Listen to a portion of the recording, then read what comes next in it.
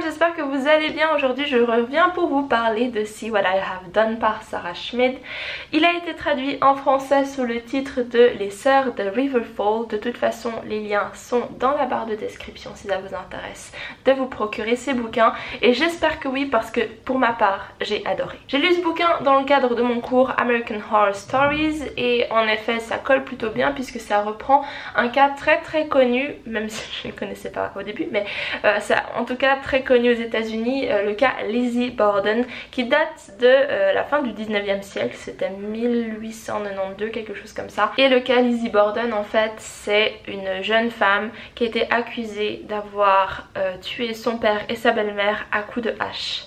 Et oui, elle a été accusée mais acquittée par la suite, donc c'est un peu le cas de tout le monde pense qu'elle l'a fait, mais comme c'était le 19e siècle, c'est pas comme aujourd'hui, elle s'en est sortie. Entre autres parce qu'elle était assez riche et c'était une dame, hein.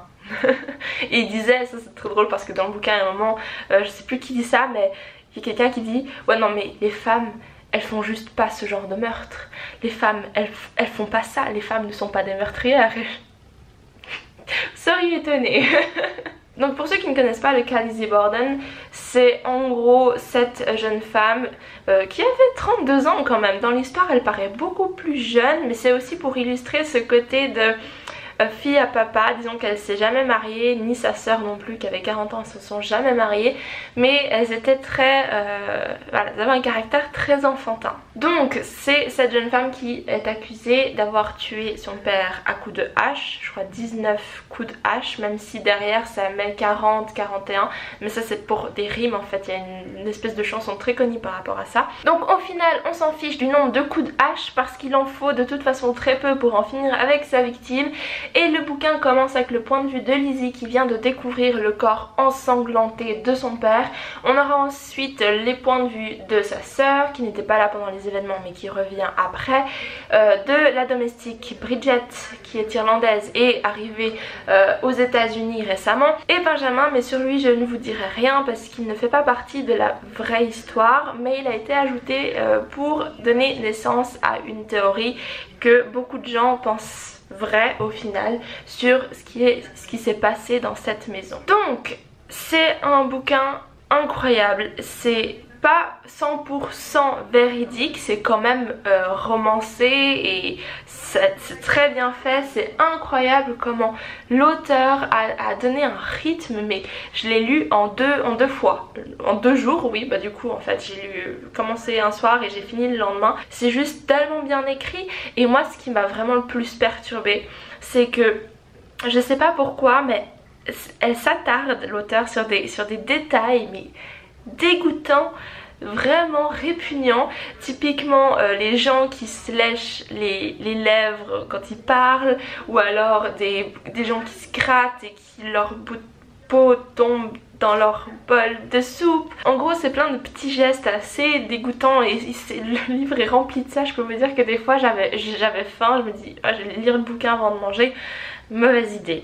En plus de ça, il y a pas mal enfin, disons que les 5 sens sont bien utilisés avec ce bouquin parce qu'il y a toujours, en tout cas l'odorat qui est stimulé parce qu'il y a une soupe en fait. Ils ont fait une soupe de mouton. Ouais, un bouillon de mouton ou quelque chose comme ça pour toute la semaine. Et en fait chaque jour quand on a le point de vue de la domestique, elle doit réchauffer ce bouillon et à chaque fois ça sent pas bon. Il y a aussi plein d'autres odeurs, mais je vous épargne les détails, mais c'est très bien fait. C'est waouh, j'étais impressionnée de comment j'avais l'impression de ressentir et sentir aussi tout ce qui était décrit. Waouh, bah.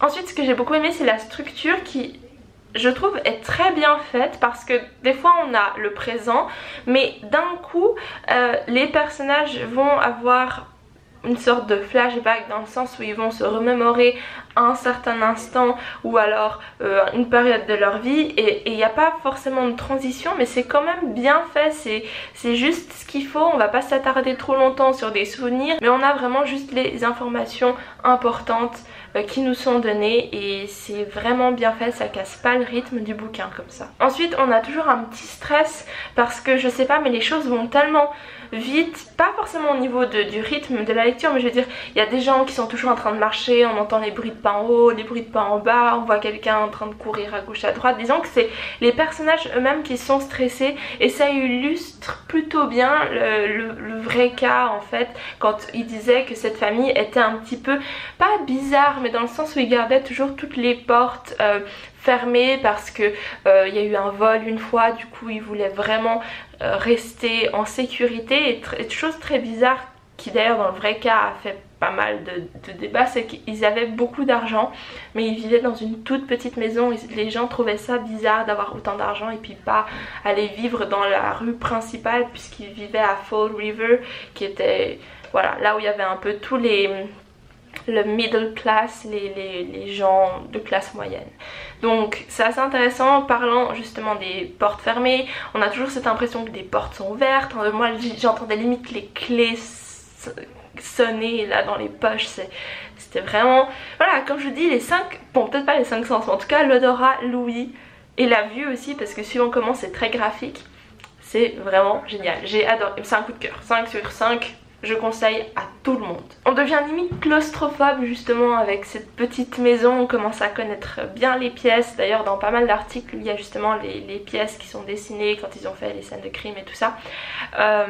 Donc voilà, j'ai beaucoup aimé. C'est vraiment bien fait, c'est très bien écrit. Je sais pas comment ça a été traduit en français, mais je suis sûre que ça doit être quand même pas mal. Donc c'est, voilà, il y a une précision dans l'écriture et... non, c'est vraiment très bien fait, et je peux vous dire que maintenant j'ai juste envie d'aller me renseigner encore plus sur le cas, même si j'en sais déjà pas mal parce que j'ai dû lire 2-3 articles. Il a été, enfin disons que l'histoire de Lizzie Borden a été adaptée, réadaptée. D'ailleurs il me semble qu'il y a eu un film qui est sorti au mois de septembre là avec Kristen Stewart qui jouait la domestique. Donc ils ont fait une adaptation récente, il y en a des moins récentes, il y a encore 3000 autres bouquins qui parlent de celui-ci. Mais j'ai beaucoup aimé celui-là, bon, c'est le seul que j'ai lu, mais disons que j'ai beaucoup aimé l'écriture de Sarah Schmidt. Elle a fait pas mal de recherches, elle a passé des nuits aussi dans la vraie maison.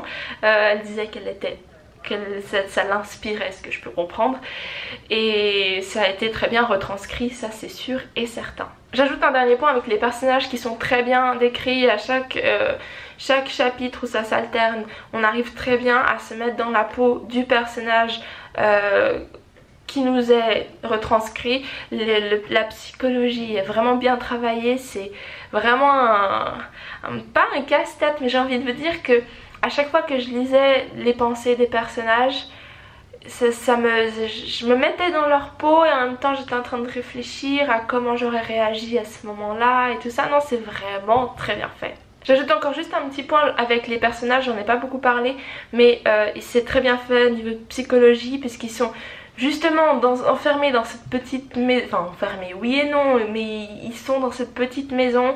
Il y a beaucoup d'ennuis, comme je vous ai dit, les deux filles se sont jamais mariées, donc elles sont toujours comme si c'était des enfants alors qu'elles ont 30 et 40 ans dans cette maison. Donc il y a de l'ennui, elles essayent de s'occuper, il y a des fois des disputes entre les sœurs, pas mal de folie. Voilà, c'est juste malsain en fait dans cette maison. Ça m'étonne pas que c'est mal tourné, mais voilà, nous on ressent bien ça en tant que lecteur en tout cas. Donc voilà, je peux pas vous recommander plus ce bouquin, j'ai vraiment beaucoup aimé l'atmosphère, les personnages, l'histoire, la façon dont c'est structuré, tout.